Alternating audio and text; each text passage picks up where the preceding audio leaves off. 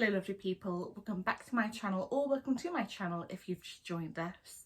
My name is Nell, and for today's video we have a rather bizarre story. It is a rather recent one that I've been following the last kind of couple of months or so. So obviously we don't yet have all the information, not all of it has come to light. However, the information we do have make for a rather interesting tale so far. So, without further ado, grab a drink, dim the lights, and let's get into it. On the 13th of January 2022, officers from the Mobile County Sheriff's Office in Alabama discovered human remains at an abandoned house on Lot Road.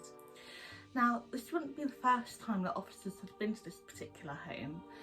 They had in fact been there twice before in a matter of weeks due to a tip-off that they had received of the possibility that a body had been hidden there.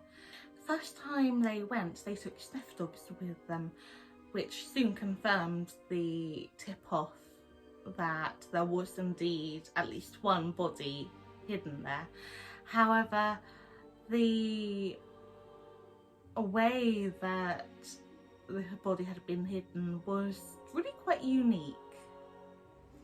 Usually if you hear of a body that's been hidden on an abandoned lot, you tend to think of a shallow grave in a garden or in the grounds around it. But this particular body had been found underneath the floor of the house, buried at least 8 foot deep. Now, although they had confirmation of a body being there fairly early on, because of the structural insecurity of the house, they actually took a couple of attempts to dig it up. Sergeant Mark Bailey is said to have told media, "In my 23 years in law enforcement, I've never seen a body disposed of under a structure and then the floor put back and buried at such depth. That's almost deeper than a grave at a cemetery." Now, I have absolutely no forensic qualification. I have no experience with the police force or anything like that. However, the way this body was disposed of and discovered, that tells me that this was very clearly premeditated. If you think about it, a lot of the time, if someone is killed either by accident or like in the spur of the moment, heat of passion kind of thing, then whoever does it panics. They either leave the victim where they are, or they drive them to, somewhere like a field and bury them in a shallow grave, or leave them in a ditch beside the road, or somewhere like that, somewhere where they'll be fairly easily discovered in a matter of days. Whoever did this had the presence of mind to find an abandoned area, take up the floor, dig a 8 foot deep hole, put the body in it, fill the hole again, and then replace the floor. That takes a lot of time and a lot of energy and a lot of forethought. I cannot see this having been an accident. To me, that screams premeditation. The body was later discovered to be that of 47-year-old Daniel Mario Prosler from Colorado. Daniel's family had last had contact with him 2 weeks before Christmas of 2020, at which point then he had simply disappeared. They had reported him missing, and up until the body was identified, they had hopes that he would be found alive, which, you know, obviously you would. You know, a member of your family goes missing, of course you're going to hold out hope that they're still alive somewhere.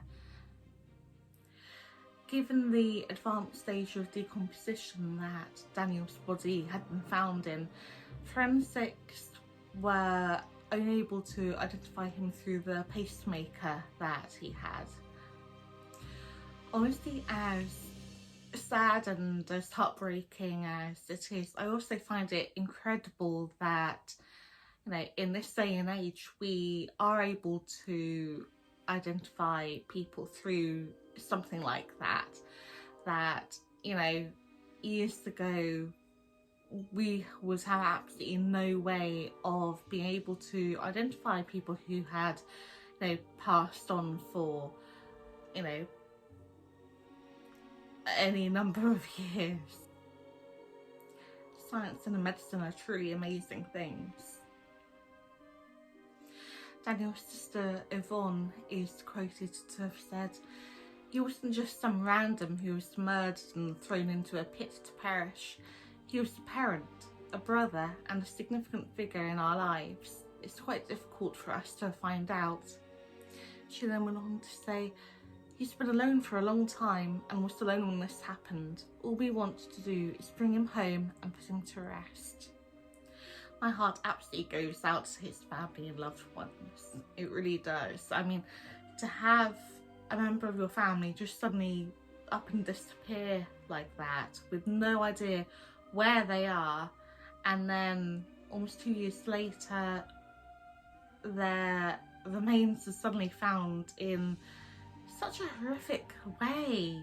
It's so sad, and the fact that he was suddenly identified through a pacemaker, you know, I can't even imagine. As far as I'm aware, the investigation is still ongoing, and I don't believe they have any suspects to link it as of yet.